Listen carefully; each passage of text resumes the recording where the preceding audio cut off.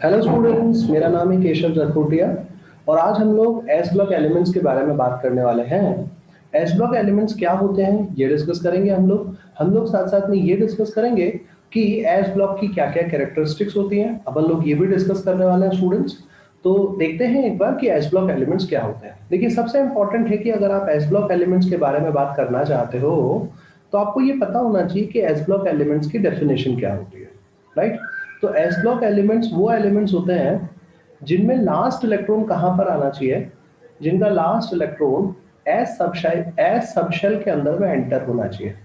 Enters into s subshell of a shell, कोई सा भी शेल हो, अगर उसके एस सबशेल के अंदर में अगर इलेक्ट्रॉन एंटर हो जाता है तो उसे अपन लोग क्या बोलने वाले हैं, एस ब्लॉक एलिमेंट्स। जैसे हम लोग ये कहते हैं कि सोडियम जो है वो एस ब्लॉक एलिमेंट है। तो सोडियम का एटॉमिक नंबर होता है बेटा, परमाणु क्रमांक होता है 11। तो यहाँ पे हो जाएगा 1s2 2s2 2p6 और आप बोलोगे 3s1। तो इसका मतलब इसका आखिरी इलेक्ट्रॉन मतलब 11वें नंबर का इलेक्ट्रॉन कहां पर आया, 11वें नंबर का इलेक्ट्रॉन एस सब शेल में आया, एस उपकोष में आ रहा है। कोई सा भी शेल हो, चाहे वो पहले में आए, चाहे दूसरे में आए, चाहे तीसरे में आए, उस बात से कोई फर्क नहीं पड़ रहा है। लेकिन बस इस बात से फर्क पड़ रहा है कि यहाँ पर एस सब शेल के अंदर में इलेक्ट्रॉन आना चाहिए। ठीक है। तो अब एस सब शेल के अंदर में इलेक्ट्रॉन आना चाहिए, तो ये कैसे आएगा, कहां से है, तो ये जान लेते हैं कि एस ब्लॉक एलिमेंट्स और कौन कौन से होते हैं, है ना। तो देखो, एस ब्लॉक एलिमेंट्स जो हैं वो कौन कौन से होते हैं। हाइड्रोजन जो है वो अपन एस ब्लॉक एलिमेंट्स के अंदर में अपन कवर नहीं करते, क्योंकि एक पूरा चैप्टर अलग से ही अपन लोगों ने हाइड्रोजन के लिए पढ़ा है और जिन्होंने नहीं पढ़ा वो अपकमिंग क्लासेस के अंदर में इसको कवर अप कर लेंगे, है ना।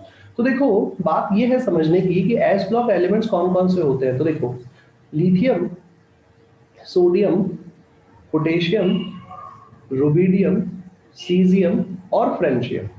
ठीक है। याद रखने का ट्रिक है, इसको अपन बोल सकते हैं Leena. Leena is the name of girl, किसी लड़की का नाम है। की रब से फरियाद, इसको अपन बोलेंगे लीना की रब से फरियाद। ठीक है। कुछ चीजों के बारे में अपन को जानना होगा, जैसे फ्रेंशियम पे मैंने स्टार लगाया है। फ्रेंशियम पे स्टार लगाने का मतलब है बेटा कि ये जो फ्रेंशियम है वो कैसा एलिमेंट है, रेडियो एक्टिव एलिमेंट है। रेडियो एक्टिव सब्सटेंस आपके पास में है यहाँ पर ये। ठीक है। और रेडियो एक्टिव सब्सटेंस वो सब्सटेंस होते हैं जो अपने मास को किस में कन्वर्ट कर देते हैं, मास को कन्वर्ट कर देते हैं एनर्जी के अंदर में। मास को किस में कन्वर्ट कर देते हैं, ये एनर्जी में कन्वर्जन कर देते हैं इसको। ठीक है। ये एक बहुत इंपॉर्टेंट बात है जो अपन को पता होनी चाहिए, राइट। ठीक है। अब देखो बाकी ग्रुप्स, क्या बोले सर इतने ही होते हैं, बोले नहीं और भी होते हैं। तो और कौन कौन से होते हैं, तो और हमारे पास में है beryllium, magnesium, calcium, strontium, barium और रेडियम।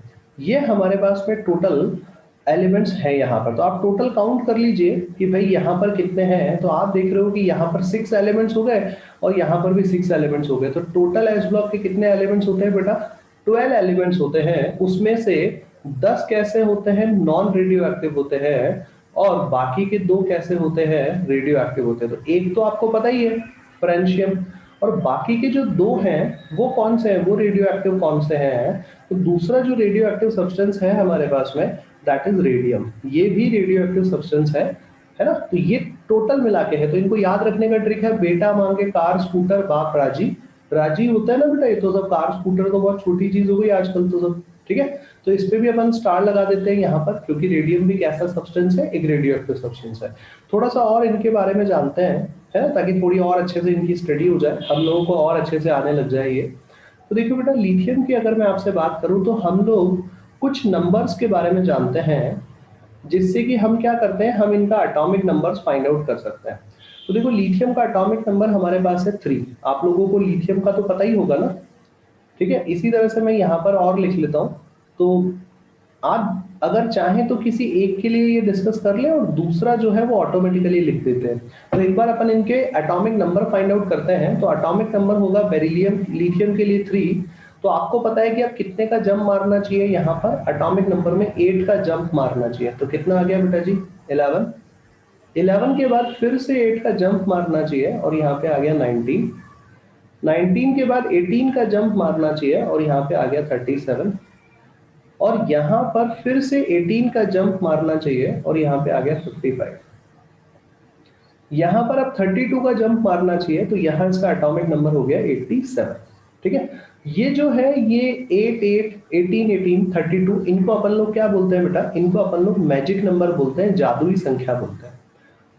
ठीक है, तो इनसे अपन, ये जादुई संख्या क्या काम में आती है, ये काम में आती है use to find atomic numbers. ये क्या काम में आती है, एटॉमिक नंबर पता करने के काम में आती है, कि परमाणु क्रमांक क्या है वो पता करने के काम में आती है। ठीक है, अब जरा मेरी बात सुनो, अगर लिथियम के लिए एटॉमिक नंबर आया 3, तो बेरिलियम के लिए कितना आएगा 4, मतलब जस्ट एक बढ़ा दो।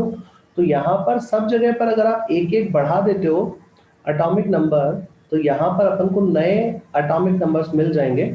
और यहाँ पर भी आप देखेंगे कि यहाँ पर भी यही रूल काम कर रहा है, 8 8 18 18 एंड 32, राइट।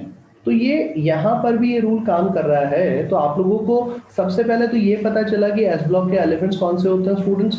उसके बाद आप लोगों को ये पता चला कि यहाँ पर एस ब्लॉक के एलिमेंट्स में कितने रेडियो एक्टिव है और कितने नॉन रेडियो एक्टिव है। तीसरी चीज आपको ये पता चले कि हर एटम का परमाणु क्रमांक एटॉमिक नंबर क्या है। ठीक है, चलिए थोड़ा सा और आगे बढ़ते हैं और इस चीज को थोड़ा सा और डिस्कस करते हैं, थोड़ा और आगे बढ़ाते हैं। देखो, जो हमारे पास में, अब देखो ये लिथियम और बेरिलियम ग्रुप की बात हो रही है ना। तो अपन ये कह सकते हैं कि एस ब्लॉक एलिमेंट्स अगर पीरियोडिक टेबल के पॉइंट ऑफ व्यू से बोले, तो एस ब्लॉक एलिमेंट्स वो एलिमेंट्स होते हैं जो ग्रुप नंबर 1 और ग्रुप नंबर 2 के अंदर में आते हैं। ग्रुप नंबर 1 और ग्रुप नंबर 2 के अंदर में आते हैं। ग्रुप नंबर 1 को अपन लोग एल्कलाई मेटल्स भी बोलते हैं, क्षारीय धातु इसको हिंदी में कहा जाता है, एल्कलाई मेटल्स बोलते हैं इसको। और ग्रुप नंबर 2 को अपन लोग एल्कलाई अर्थ मेटल्स भी बोलते हैं, राइट। अब एक और चीज मैं आपको बताता हूं कि यहाँ पर इनका जनरल इलेक्ट्रॉनिक कॉन्फ़िगरेशन, सामान्य इलेक्ट्रॉनिक विन्यास क्या होता है, जनरल इलेक्ट्रॉनिक कॉन्फ़िगरेशन क्या होता है, इसके बारे में मैं आपसे बात करता हूं। देखिए, जनरल इलेक्ट्रॉनिक कॉन्फ़िगरेशन जो है इसको अपन बोलते हैं कि इनर्ट गैस, और आगे आ जाएगा NS122, मतलब S में एक इलेक्ट्रॉन भी हो सकता है और S में दो इलेक्ट्रॉन भी हो सकते हैं। तो ये दोनों जो है वो यहाँ पे आ सकते हैं, राइट ना। ठीक है, तो अब देखो एल्कलाई मेटल्स के लिए क्या होना चाहिए, NS1 होना चाहिए, मतलब इसके बाह्यतम कोश में, आउटर मोस्ट शेल में एक ही इलेक्ट्रॉन आना चाहिए। जबकि यहाँ पर क्या होना चाहिए, यहाँ पर दो इलेक्ट्रॉन आ जाने चाहिए, राइट। बेसिक चीज है ये, तो इसके अंदर में तो कोई नई प्रॉब्लम नहीं है, ये तो आप कर ही सकते हो इसको तो। ठीक है, चलिए अब थोड़ा सा आगे और बढ़ते हैं। तो देखो यहाँ पर अपन ये कह सकते हैं, एक और नया पॉइंट पढ़ सकते हैं जिसको बोलते हैं वैलेंसी। तो देखो, अगर आप ग्रुप 1 की बात करते हो, तो ग्रुप 1 के लिए आप देखोगे कि इसके आउटर मोस्ट शेल में है ही एक ही इलेक्ट्रॉन, तो इसका मतलब इसकी वैलेंसी कितनी होनी चाहिए, 1 होनी चाहिए। ठीक है, मतलब ये या तो 1 इलेक्ट्रॉन क्या कर देगा, डोनेट कर देगा, तो +1 ये यहाँ पर शो करेगा, +1 ऑक्सीडेशन स्टेट शो करेगा। अगर ग्रुप 2 के लिए बात करते हैं तो इसकी वैलेंसी होगी 2, और सिंस हम लोग यहाँ पर मेटल्स मेटल्स बोल रहे हैं, तो मेटल्स की टेंडेंसी होती है इलेक्ट्रॉन त्यागने की, इलेक्ट्रॉन डोनेट करने की, तो ये यहाँ पे +2 ऑक्सीडेशन स्टेट भी शो करने वाला है। ठीक है, तो हम लोगों को ये पता चल गया कि फिलहाल एस ब्लॉक एलिमेंट्स क्या है, उनकी वैलेंसी क्या है, एल्केलाई मेटल्स। देखो अब इनके नाम थोड़ा समझ लेते हैं कि ये एल्केलाई मेटल्स क्या होते हैं, है ना। तो देखो एल्केलाई मेटल्स क्या होते हैं, ये अपन एक बार देख ले बच्चों कि एल्केलाई मेटल्स मतलब क्या। देखो ऐसे मेटल्स है ना, इनका नाम एल्केलाई क्यों रख रहा है अपन, एल्केलाई का मतलब होता है बेसिक। अब क्या चीज बेसिक है भाई, तो इनके जो हाइड्रोक्साइड्स हैं या फिर इनके ऑक्साइड्स जो हैं, हाइड्रोक्साइड्स एंड ऑक्साइड्स, ये कैसे हैं, ये यहाँ पर बेसिक होते हैं। ठीक है ना, तो इसलिए इनका नाम रखा अपन ने एल्केलाइन। ठीक है, दूसरी चीज जो आपके पास है यहाँ पर कि एल्केलाई अर्थ मेटल्स क्या होते हैं। तो एल्केलाई अर्थ मेटल्स बच्चों ये होते हैं, मेरी बात समझिए, कि इनके भी हाइड्रोक्साइड्स और ऑक्साइड्स जो होते हैं वो बेसिक होते हैं। लेकिन इसमें अर्थ वर्ड का मतलब है कि ये जो हाइड्रोक्साइड्स और ऑक्साइड्स होते हैं, ये हम लोगों को अर्थ क्रस्ट पे बहुत इजीली मिल जाते हैं। जैसे कैल्शियम ऑक्साइड के फॉर्म में बहुत इजीली मिल जाएगा, ठीक है, मैग्नीशियम हाइड्रोक्साइड बहुत इजीली मिल जाएगा। ठीक है, इसी तरह से तो ये जो है ये अर्थ क्रस्ट में बहुत इजीली मिल जाते हैं।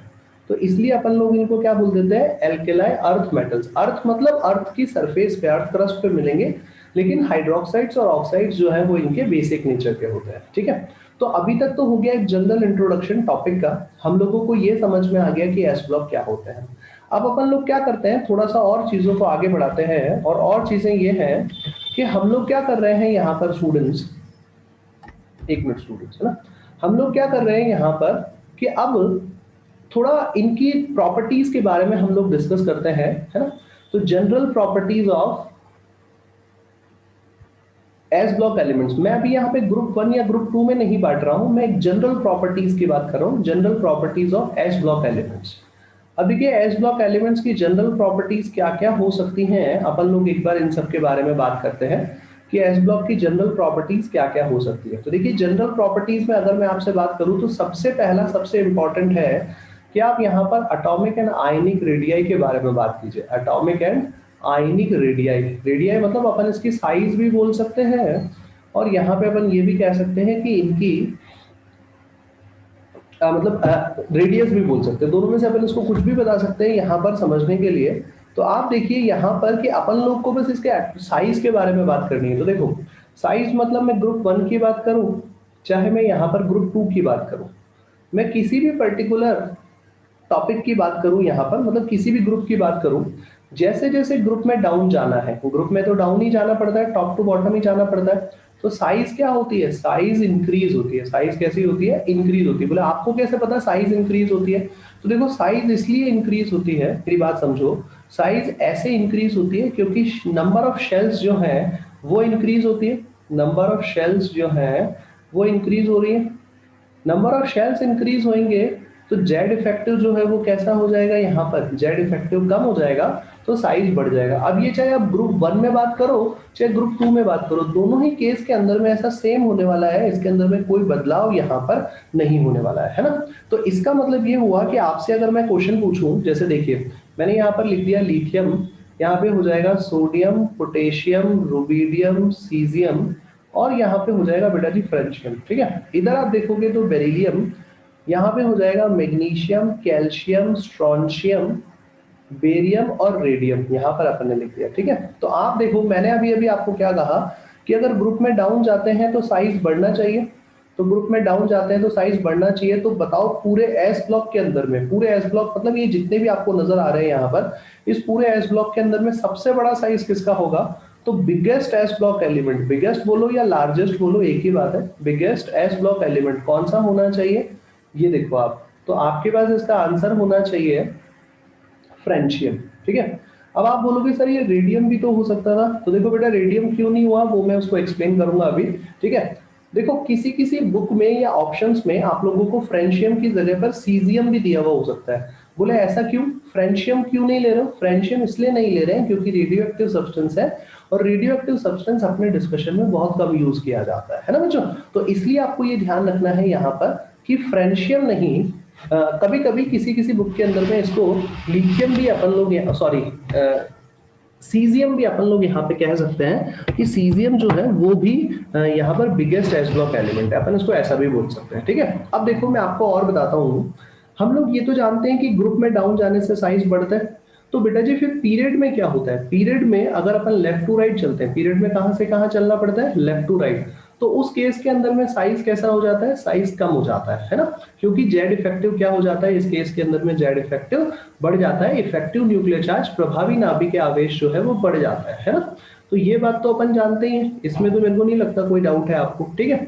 तो इसका मतलब अगर आप लिथियम से बेरिलियम की तरफ चलेंगे तो किसका साइज छोटा होगा, बेरिलियम का, ठीक है। सोडियम से मैग्नीशियम की तरफ चलेंगे तो मैग्नीशियम का साइज छोटा है, कैल्शियम से पोटेशियम से कैल्शियम की तरफ जाएंगे तो भी साइज छोटा है। तो आप मुझे बताइए कि अगर मैं आपको ये क्वेश्चन दे दूं कि स्मॉलेस्ट एस ब्लॉक एलिमेंट कौन सा है, तो आप यहाँ पर बोलेंगे कि स्मॉलेस्ट एस ब्लॉक एलिमेंट जो है वो होना चाहिए, बताइए बच्चों कौन सा होना चाहिए, बोलिए, बेरिलियम होना चाहिए, है ना।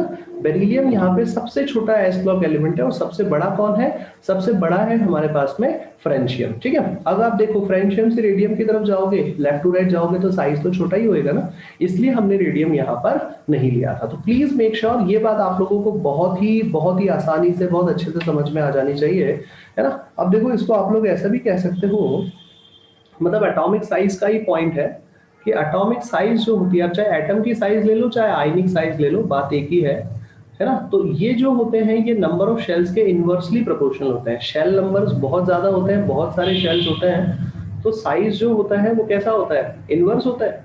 साइज छोटा होता है? अरे नहीं भाई, ऐसा नहीं करना है ना। कभी कभी अपन को सिर्फ जस्ट ऐसे ही नहीं करना होता याद।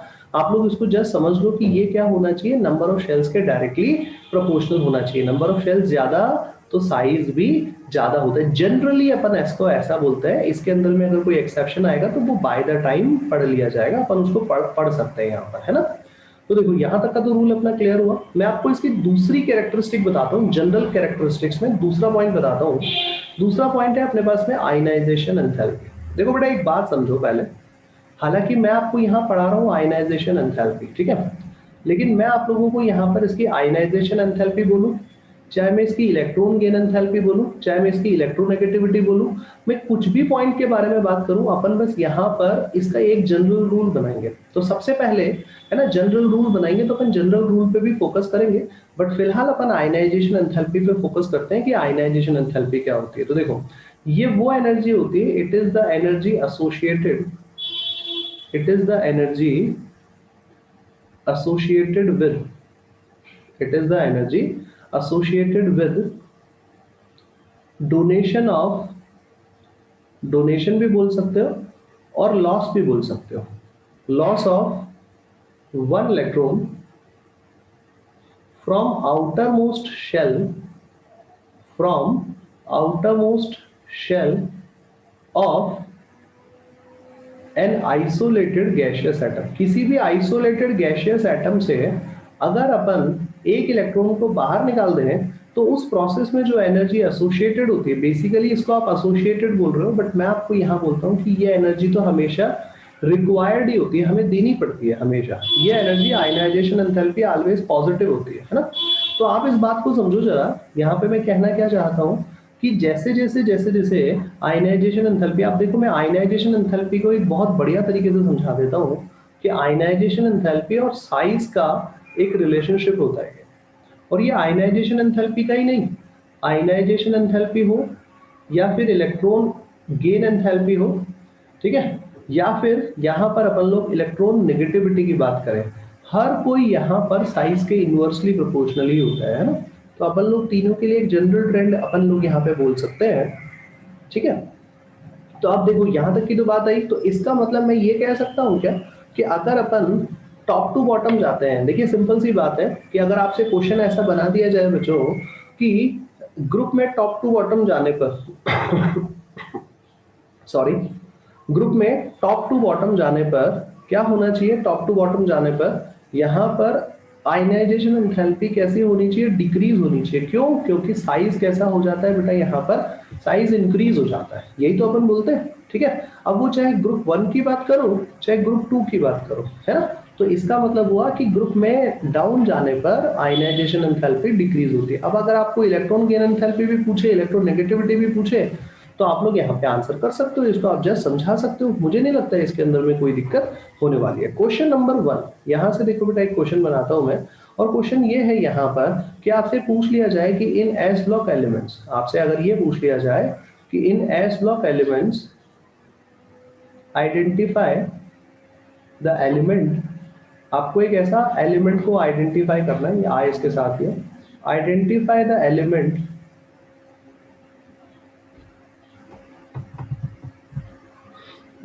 ठीक है। अब मैं आगे लिख रहा हूं, which is having first highest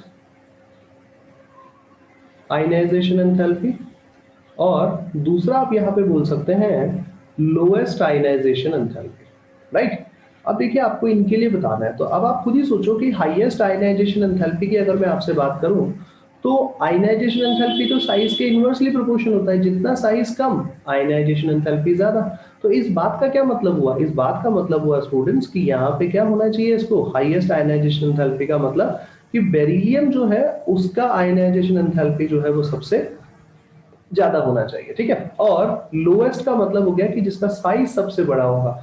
तो मैं यहाँ पे सीजियम ही बोलूंगा, ठीक है। फ्रेंशियम इसलिए नहीं क्योंकि फ्रेंशियम जो है वो रेडियो एक्टिव सब्सटेंस होता है, तो इसलिए फ्रेंशियम के बारे में अपन बात यहाँ पर नहीं करने वाले, ठीक है। तीसरी प्रॉपर्टी की बात मैं आपके सामने और करता हूँ, है ना। तीसरी प्रॉपर्टी को और मैं आपको समझाता हूँ यहाँ पर, फिर उसके बाद के अंदर में हम लोग फर्दर डिस्कशन पे चलते हैं। तीसरी प्रॉपर्टी है हमारे पास में हाइड्रेशन एंथैल्पी।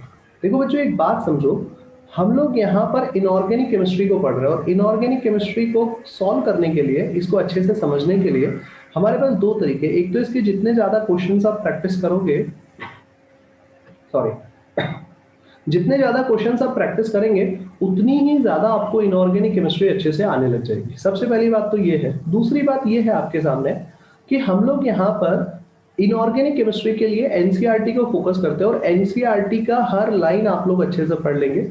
मैं आप लोगों को लाइन बाय लाइन तो नहीं, लेकिन हाँ मैं आपको मैक्सिमम कंटेंट को इस लेक्चर में कवर कर रहा हूँ और अपकमिंग जो लेक्चर्स होंगे उसमें भी ये चीजें कवर हो जाएंगी। लेकिन बस मेन बात ये है कि आप लोग जो है एनसीईआरटी को साथ साथ पढ़ेंगे तो आपसे हर क्वेश्चन होने लग जाएगा। आप किसी भी मॉड्यूल से, बुक से क्वेश्चंस लगा लीजिए, आप लोगों से इनऑर्गेनिक केमिस्ट्री एज ब्लॉक पूरा अच्छे से हो जाएगा। ठीक है, तो चलिए अब मैं शुरू कर रहा हूं आप लोगों के साथ हाइड्रेशन एंथैल्पी। सबसे पहले हमको ये जानना है सॉरी, सबसे पहले हम लोग यहाँ पर ये जानते हैं कि हाइड्रेशन एंथैल्पी क्या होती है ना। तो देखिए हाइड्रेशन एंथैल्पी मतलब द एंथैल्पी और एनर्जी रिलीज्ड, एंथैल्पी और energy released during bond formation between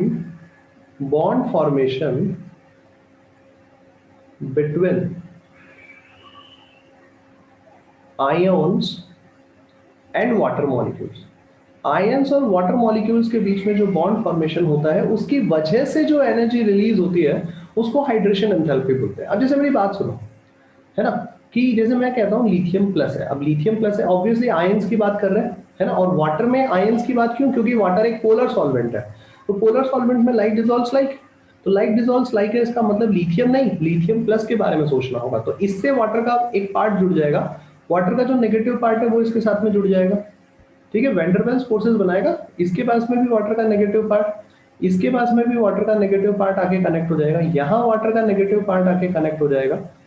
ठीक है, इसी तरह से और जगहों पर भी वाटर का नेगेटिव पार्ट आके कनेक्ट हो जाएगा, इसको पूरी तरह से सराउंड कर लेगा। और ऑब्वियसली बात है कि वाटर के मॉलिक्यूल्स इसके साथ सराउंड फॉर्म में इसीलिए या तभी रह पाएंगे जब वो कुछ बॉन्ड फॉर्मेशन करते हैं। जब वो कुछ बॉन्ड फॉर्मेशन नहीं करेंगे तो फिर वो यहाँ पे रहेंगे क्यों? आप ही बताइए, वो यहाँ पे रहेंगे क्यों उसके साथ में?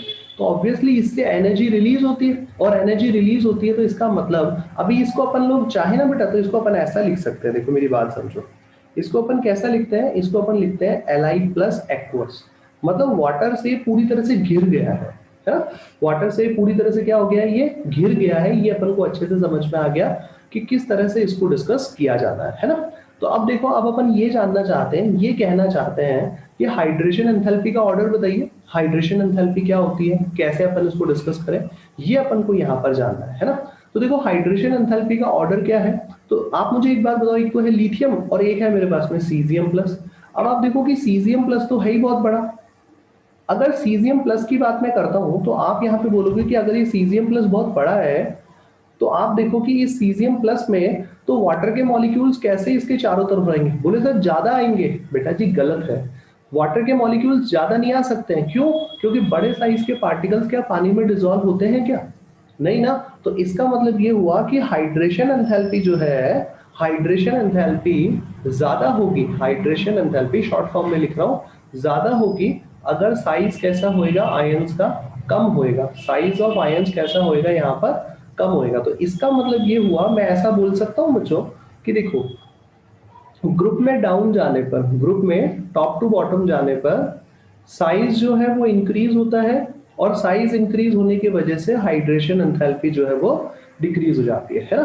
तो अगर अब मैं आपको ये बोलूं कि यहाँ पर बताइए कि ग्रुप वन के अंदर में, अगर मैं आपको ये कहता हूं कि ग्रुप वन में बताइए हाईएस्ट हाइड्रेशन एंथैल्पी किसकी होगी, सबसे ज्यादा हाइड्रेशन एंथैल्पी किसकी होगी, तो आपका आंसर आ जाएगा कि यहाँ पर लिथियम की होनी चाहिए। और अगर आप ग्रुप टू की बात करेंगे तो यहाँ पर हाइड्रेशन एंथैल्पी जो मैक्सिमम आने वाली है वो यहाँ मिनिमम आने वाली है, सॉरी, वो हो जाएगी हमारे पास में सीजियम प्लस की।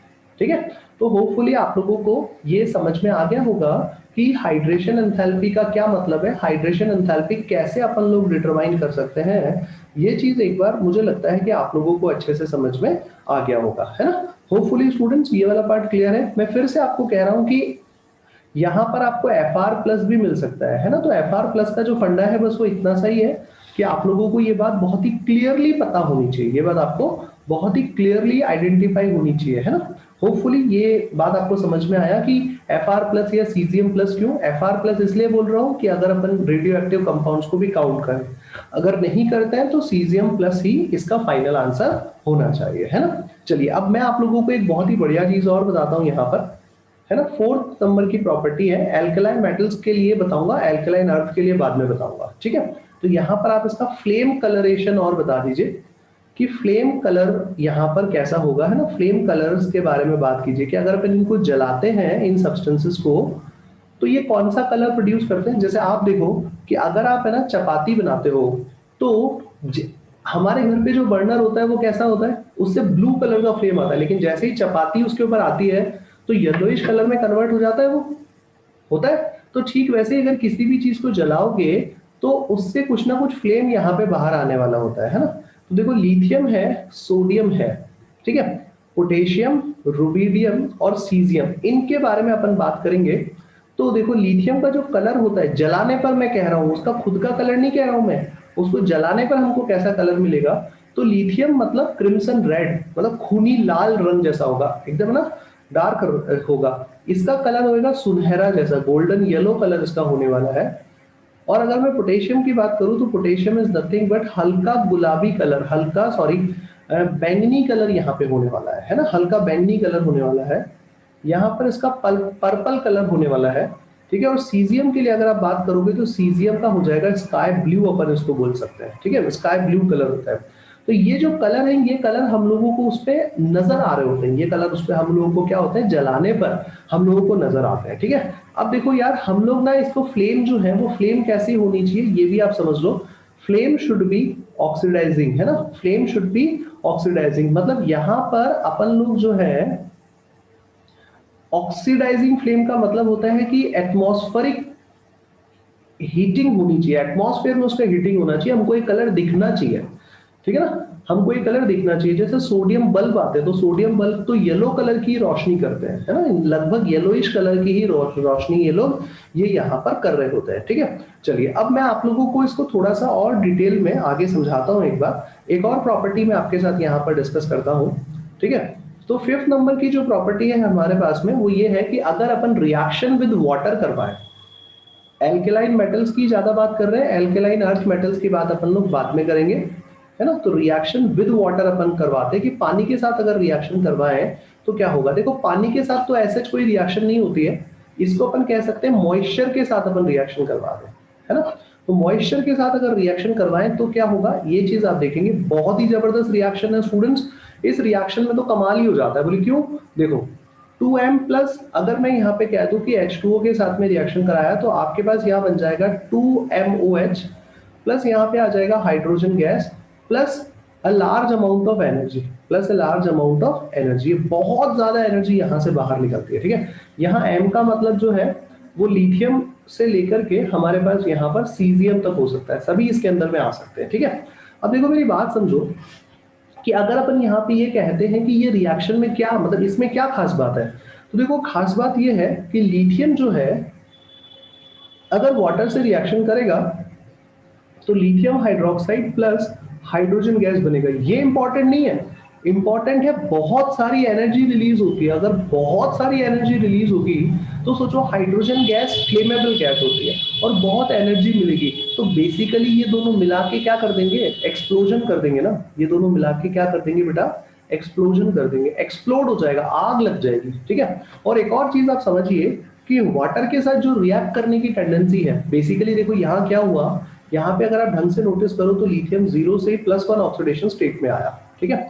और ये बात अपन जानते हैं कि जैसे जैसे ग्रुप में डाउन जाते हैं तो लिथियम से अगर अपन सोडियम पे जाए, सोडियम के बाद अगर अपन पोटेशियम पे जाए तो ये बात अपन जानते हैं कि इलेक्ट्रॉन डोनेट करने की जो टेंडेंसी है ना बेटा वो बढ़ती जाती है। इलेक्ट्रॉन डोनेट करने की टेंडेंसी अगर बढ़ती जाएगी तो इसका मतलब ये हुआ कि ज्यादा अमाउंट में, ज्यादा जल्दी, ज्यादा अमाउंट के अंदर में जो एनर्जी रिलीज होने वाली है वो कब होने वाली है, तो वो एनर्जी रिलीज होगी लिथियम के कंपैरिजन में पोटेशियम में, और पोटेशियम के कंपैरिजन में देखोगे तो यहाँ पे सोडियम के कंपैरिजन में देखोगे तो पोटेशियम जो है वो ज्यादा एनर्जी रिलीज करेगा। तो क्या समझ में आया कि reactivity of reaction of alkali metals with water, of alkali metals with water increases down the group, increases down the group। बहुत ज्यादा ये रिएक्टिविटी इंक्रीज हो जाती है, और मतलब आप ये कह सकते हो कि मतलब अगर सोडियम को अपन पानी में डाल देना बेटा, या गलती से भी पानी में चला गया ये, है ना, तो इतना ज्यादा हो जाएगा। और आपको मैं एक बढ़िया चीज बताता हूँ कि आप पानी में डालने का मतलब यहाँ पे ये हुआ कि आप इसको यहाँ पर क्या कर दीजिए, बहुत सारी हीट रिलीज होगी, है ना, तो आग लग जाती, इतनी ज्यादा होती है। पानी के टैंक में अगर आप सोडियम डाल दो तो उसमें ब्लास्ट हो जाएगा, इतना ज्यादा हो जाता है ना। तो होपफुली स्टूडेंट्स, आप लोगों को आज जितना पढ़ाया है ये सारे पॉइंट्स आपको अच्छे से आए होंगे। वंस अगेन एक रिक्वेस्ट है कि आप एनसीईआरटी साथ साथ पढ़िए, और उसके साथ साथ ही इन्हीं टॉपिक्स को कंप्लीट करते जाइए, बार बार पढ़िए, और डेफिनेटली आप लोग बहुत अच्छे से इसको कंप्लीट कर पाएंगे। और ये जो टॉपिक मैंने आपको पढ़ाया लास्ट वाला, ये यही बताता है कि जैसे सोडियम को केरोसिन में रखा जाता है, सोडियम को किस में रखा जाता है, केरोसिन में। अपन ओपन नहीं रख सकते, मतलब पानी में ऐसे मॉइस्चर के प्रेजेंस में नहीं रख सकते हैं। तो आप समझ में भी आ रहा होगा आपको कि ऐसा क्यों नहीं रख सकते। तो स्टूडेंट्स, मिलते हैं फिर नेक्स्ट लेक्चर के अंदर में। होपफुली आप लोगों को ये अच्छे से समझ में आया होगा, है ना। तो नेक्स्ट लेक्चर के अंदर में अपन लोग इसके आगे वाला पार्ट करेंगे। Okay students, take care, bye bye.